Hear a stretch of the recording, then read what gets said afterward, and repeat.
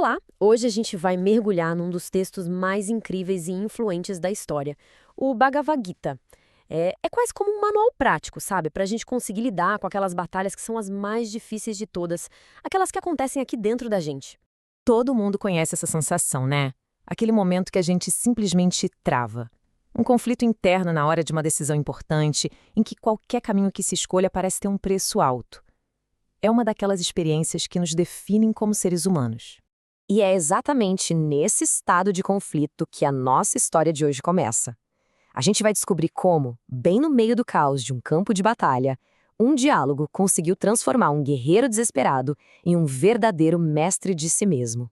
Ok, vamos dar uma olhada no nosso caminho. Primeiro a gente vai entender um dilema de Arjuna. Depois vamos explorar o verdadeiro campo de batalha, a nossa própria mente. Na sequência a gente vai ver como a yoga surge como uma ciência do equilíbrio e como agir sem apego é a grande estratégia para a paz.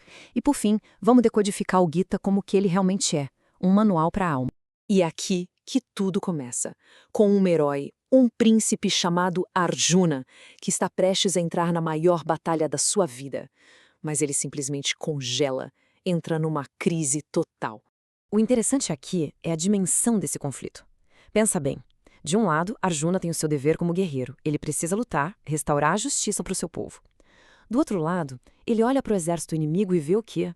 Os tios, os primos, os mestres, a família dele. A psicologia moderna daria um nome para isso: dissonância cognitiva, no nível máximo.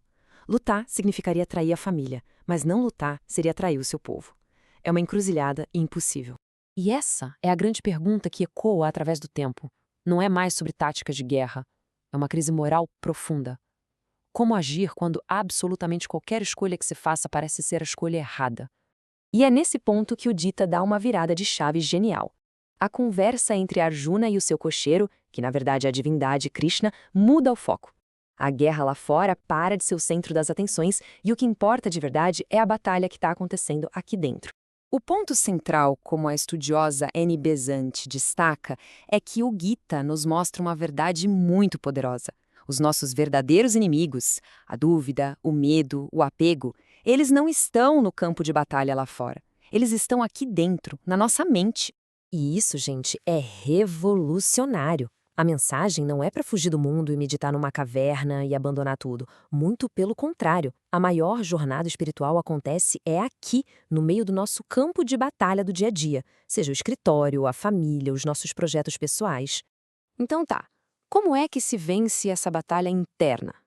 A resposta que o Gita dá é uma palavra que muita gente conhece, mas talvez não no seu sentido mais profundo: yoga. Olha só, antes de ser um conjunto de posturas físicas, yoga, na sua essência, quer dizer união. É o estado de equilíbrio perfeito, de harmonia total, entre a nossa consciência individual e a consciência do universo. É basicamente a ciência de se conectar com algo que é muito maior do que a gente. E como se chega nessa união? Bem, o caminho passa por dominar o que o texto chama de pares de opostos. É só a gente parar para pensar. A nossa mente vive nessa gangorra entre eu quero isso e eu não quero aquilo, entre alegria e tristeza, sucesso e fracasso.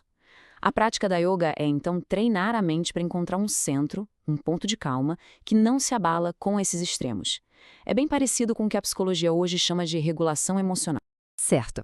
Agora vamos para a parte mais prática. Se a batalha é interna e a ferramenta é a yoga, qual é a estratégia de combate?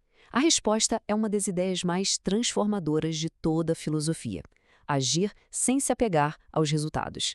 O que isso realmente quer dizer?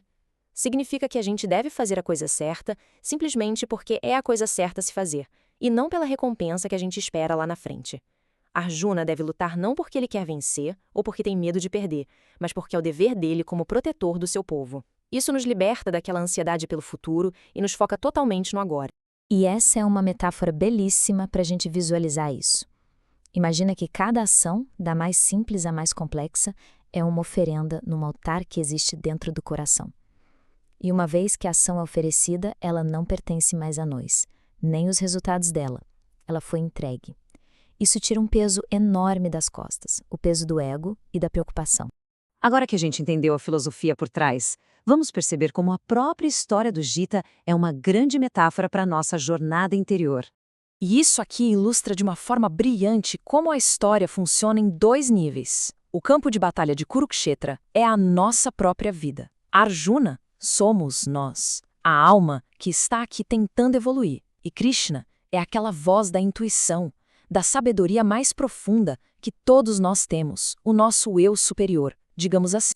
Para a gente entender melhor essa batalha interna, o Gita nos dá um mapa da nossa consciência. Vamos pensar em Manas como o sistema 1 do Daniel Kahneman, aquele nosso pensamento rápido, reativo, movido pela emoção. Já Buddhi é o sistema 2, a razão, o discernimento. A grande luta de Arjuna é a luta da Buddhi para conseguir guiar Manas. E o objetivo final é entender que o nosso pequeno eu, o Atman, que é como uma onda, na verdade faz parte de um oceano imenso, o Atman, a consciência universal. Essa citação resume tudo de forma perfeita. Os filhos de Dhritarashtra, que são os inimigos de Arjuna lá no campo de batalha, simbolizam as nossas próprias tendências negativas, a ganância, a raiva, a ignorância. São eles os verdadeiros adversários no nosso caminho de autoconhecimento. No fim das contas, Arjuna luta, só que ele não luta mais como um homem desesperado, ele luta como um yogi em ação.